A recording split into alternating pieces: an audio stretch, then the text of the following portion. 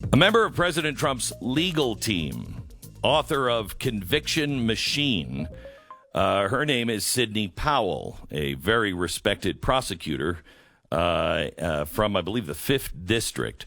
I want to welcome her to the show. And, Sidney, I just want to remind you, if nobody has, that we're on a delay because of my remote location. So I'll try not to talk over you. I don't mean any disrespect if it happens, but we're on such a massive delay that it's difficult. Thank you for coming on the show.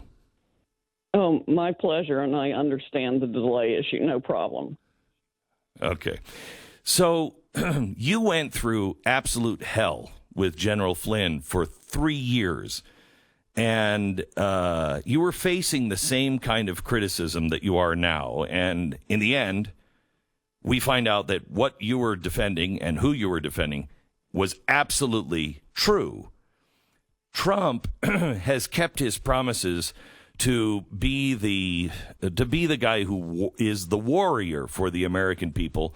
He's been almost entirely alone in that effort, and in my point of view, he has earned the trust, at least from me, and I think trust from all of his voters, to allow you to play this game the way you see fit, to talk to the press or not talk to the press. Your job is to win a court case. Can you tell us when this is going to be filed and where it's going to be tried? No, I can't right now. We're going to have to file several lawsuits. It's going to be in all the swing states. We are still gathering massive amounts of evidence to the point we haven't even had time to process all of it. People are filing or drafting affidavits for us right and left. Patriotic Americans are coming forward from every corner of the country, and some people even internationally. They are fed up with the corruption, and they want to clean up the system and stop this election rigging that has gone on all around the world for the profit of all kinds of tyrants and global interests that have just lined their pockets while they've raped their own countries and treated their people horribly. We know it's happened in many countries in Latin America. It was exported to Argentina. I think it was exported to Mongolia. Probably most every country around the world now has been infected with this sort of election rigging that's been made available by Dominion and Smartmatic, and other companies as well have used the same sort of code in their machines that would allow the same results to be controlled.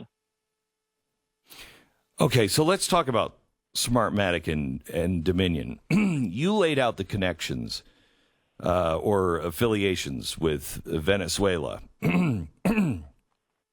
The press is saying that didn't happen. You talked about Germans counting our votes. The press has said that didn't happen. Can you give us any place to even look for the truth? What you say one thing, everybody online, and believe me, we were just demonetized by Facebook because we carried your press conference without comment. We carried it, and we were demonetized for it. So I can't go to any source to get the truth online. How can we find these things?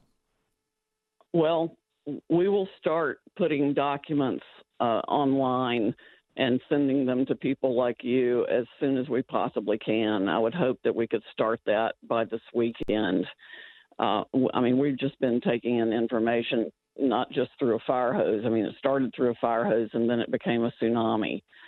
And some people, of course, don't want their names disclosed. They have all kinds of fears. We have people around the country with security now that they've never had before just because they dared to tell the truth. You might look at the fact that both Dominion offices have shut down and moved all of a sudden in Toronto, where they shared office space with a Soros entity, and also in Denver, all of a sudden they just shuttered and moved. Their employees have been taking their name off LinkedIn and eliminating any affiliation with either company. There are over 100 of those that have happened.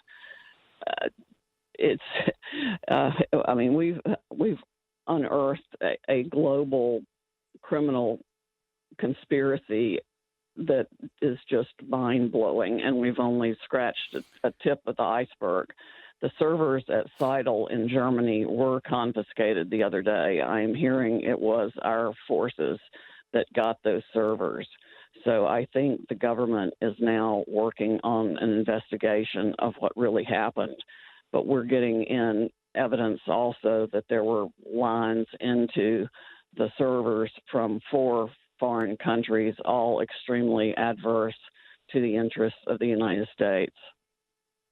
But wouldn't they have counted those here first and then just uploaded them to the cloud?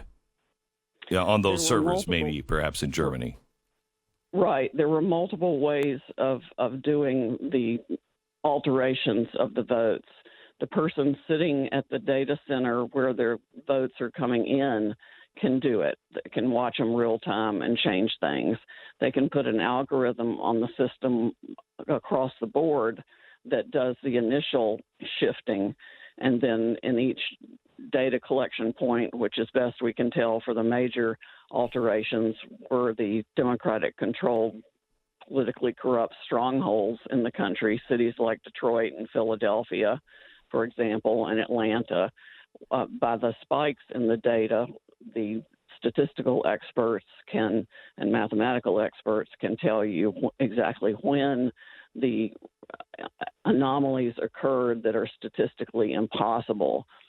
And we found places where, for example, something like 384,450 votes were added for Biden, while a third of that amount were added for Trump. And those exact same numbers were replicated 20 minutes later.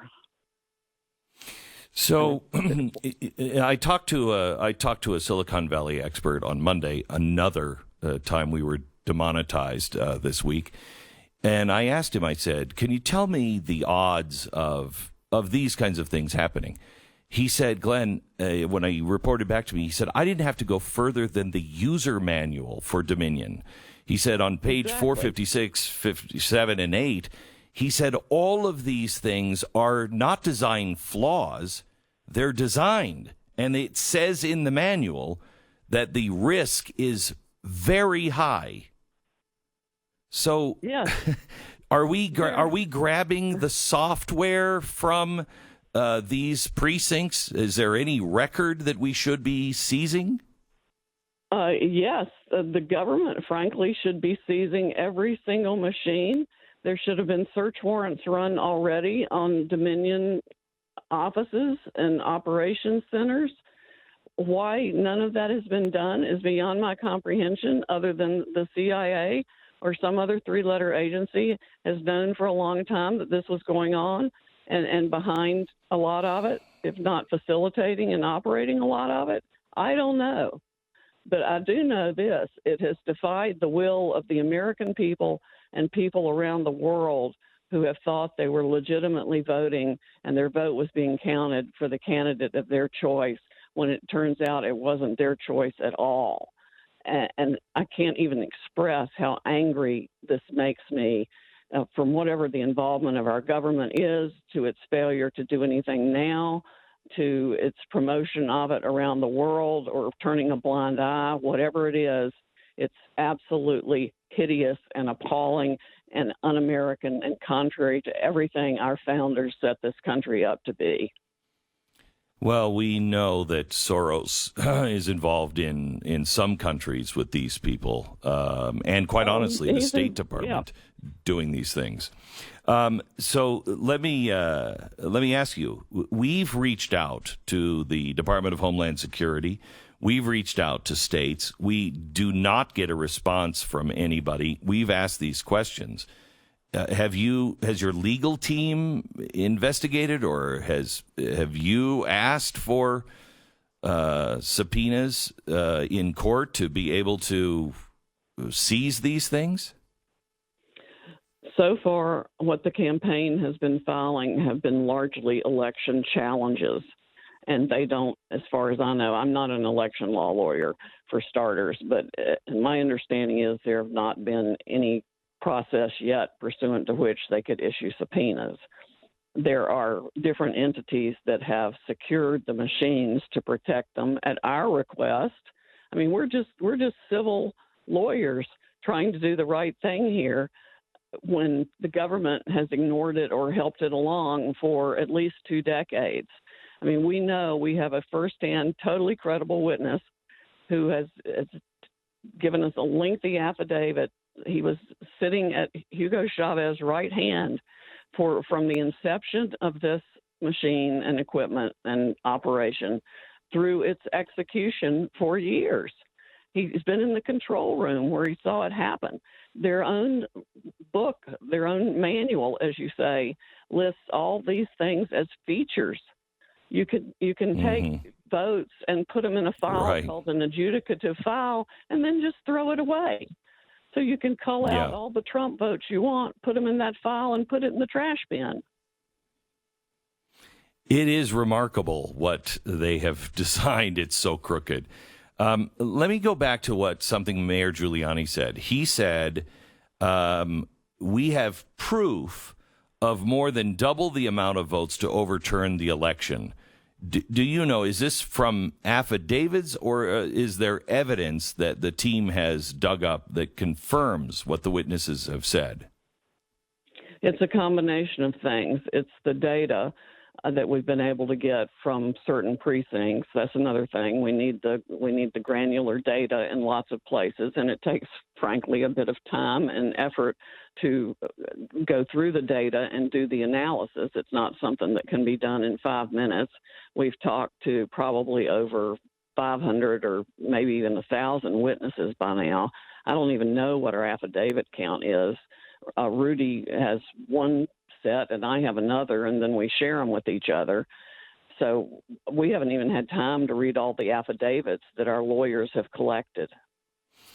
So and that's another concern that I 20 hours a day. I know. And I know the cancel culture, and I know the fear that is involved with many attorneys, and I quite frankly think there's a lot of big-name conservative attorneys out there that are just spineless for not stepping to the plate right now.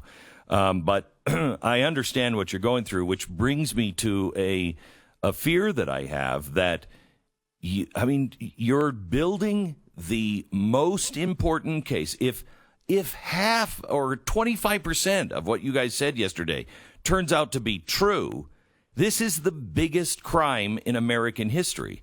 And you don't put that together in 2 weeks. Do you have time to make this? In the world. Yeah, in history.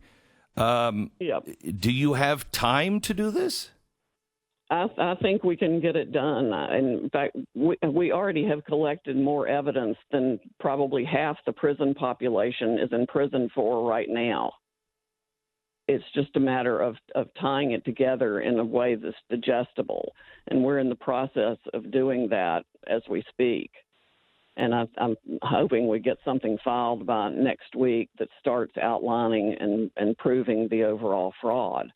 But I will tell you, too, that the standard of proof people are expecting is more than would be necessary for a criminal conviction, which is absolutely ridiculous. Our standard of proof is only preponderance of the evidence. And on top of that, the mountain of evidence we have to deal with is huge. And we've got, of course, all the media interest against us, all the global interest against us, all the social media companies against us, because they're all owned and controlled by foreign money. There are trillions of dollars of wealth and corruption at issue against our little team in this effort. Every despot, every tyrant around the world who has been elected by this system, I'm sure is putting all his or her resources and connections and everything else against us. We've had technology issues. We know that our people are blowing up my phone all the time. Everybody out there on the wrong side of truth and justice is attacking us in one form or another. But we're going to keep going, and we are going to prove it. Sidney, I know a fraction of what the powers that be can do to destroy people, and we pray for you and we pray for the team. I know millions of Americans are for your protection and for guidance.